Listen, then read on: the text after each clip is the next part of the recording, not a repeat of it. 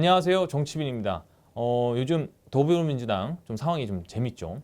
제가 이제 여당 출입이라서 야당은 좀 상대적으로 잘 모르나 그래도 이 좀 사안은 좀 재미있어서 저도 좀 짚고 가려고 하고요. 오랜만에 야당 소식도 다뤄보겠습니다.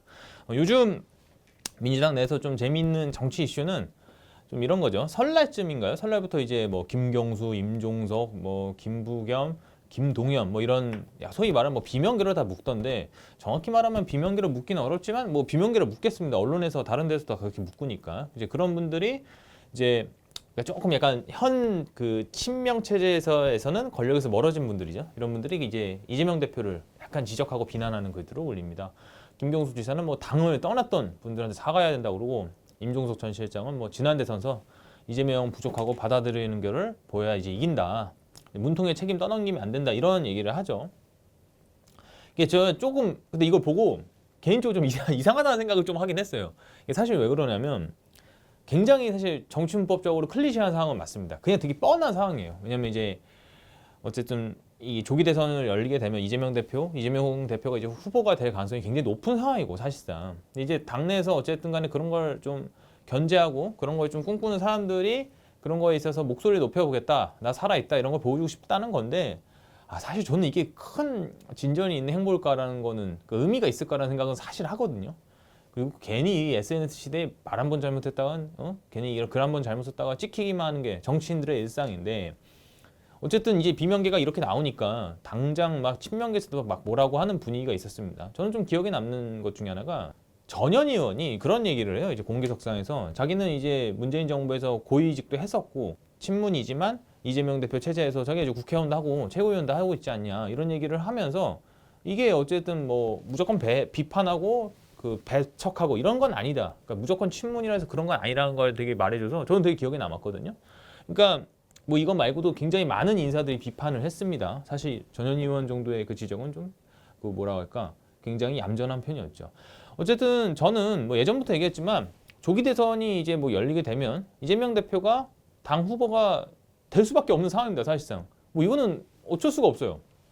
이재명 대표를 좋아하든 싫어하든. 그러니까 지금 보면 막 그 총선도 대승을 이끌고 계엄 상황에서 당을 진두지휘하면서 사법 리스크에서 버티고 있는 또 상황인데, 뭐 사법 리스크가 굉장히 갑자기 막 재판이 뭐 이게 하루아침에 끝날 일도 아니고, 그러다 보니까 조기 대선이 열리면 좀 사실상 거의 후보 아닌가. 그러니까 진짜 법적으로 막히는 일이 있지 않은 이상 거의 확실시 된다고 보는 거죠. 뭐 보니까 선거법 항소심이 한 빠르면 3월 말 나온다는 건데, 여기서 유죄가 나와도 그냥 가겠죠. 뭐 유죄가 나와도 타격이 있지 않겠냐라고 보는 분도 있는데, 저는 별 타격이 없다 봅니다. 왜냐면 뭐 지금 사법 리스크가 있는 상황에서 유죄 하나 더 나온다고 문제가 된다? 그럴 거면 애초에 제거가 됐겠죠.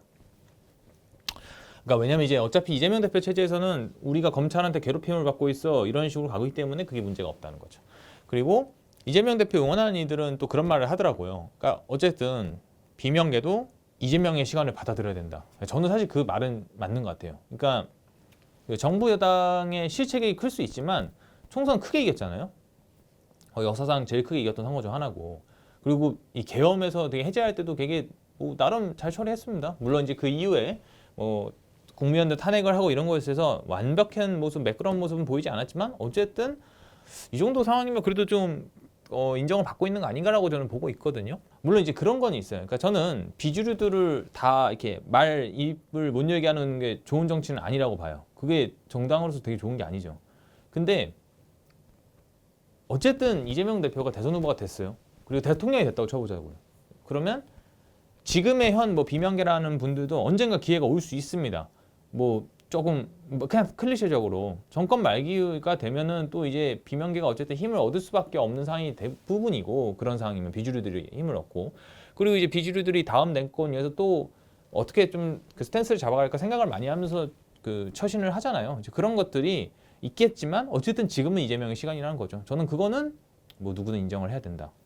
약간 그러면서 덧붙이고 싶었던 것 중에 하나가, 이제 그러면서 지금은 좀 그 얘기가 덜한데, 근데 최근에 뭐 손석희 앵커가 진행하는 질문들에서도 그 얘기가 나오긴 했는데, 우원식 의장, 그러니까 계엄 해제 당시에 굉장히 침착한 모습을 보이면서 소위 말하는 주가가 엄청 올랐는데, 대선 후보에 넣는 막 그런 것들이 있잖아요. 이런 게 되게 많았습니다. 분석 같은 게. 우원식이 나오냐 안 나오냐, 이재명은 대체할 수 있냐, 뭐 이런 식으로. 근데 저는 사실 이런 류의 기사가 나올 때 머리가 너무 아팠던 게 이게 쉽게 이루어지지 않다는 거를 사람들이 전 안다고 보고 있어요. 왜냐하면 우원식 의장은 그러니까 의장이라는 게 사실 국회의원을 치면 의장을 한 번 하면 정치 인생이 그렇게 이제 마무리가 되거든요. 그러니까 국회의원으로서 뭔가를 더 하기는 안 하는데 그래서 실제 의장하고 대부분 정치를 그만둔 게 클리셰입니다. 그러니까 무조건 그만두기 때문에 뭐 이런 얘기는 제가 하는 게 아니라 그 의장은 권력 서열 2위고요. 그러니까 엄청난 자리고 책임감 좀 남달라요. 그러니까 대통령 다음인데 그러면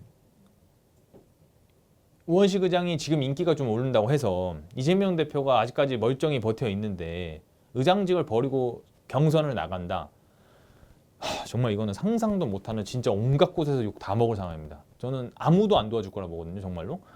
왜냐면 뭐 이기기 쉽지도 않고 아까 말씀드렸던 설사 이재명 대표가 낙오를 해도 우원식 의장이 나오는 건 쉽지가 않아요. 왜냐면 이제 임기가 어쨌든 전반기까지 가잖아요. 그 이번 그 국회 전반기.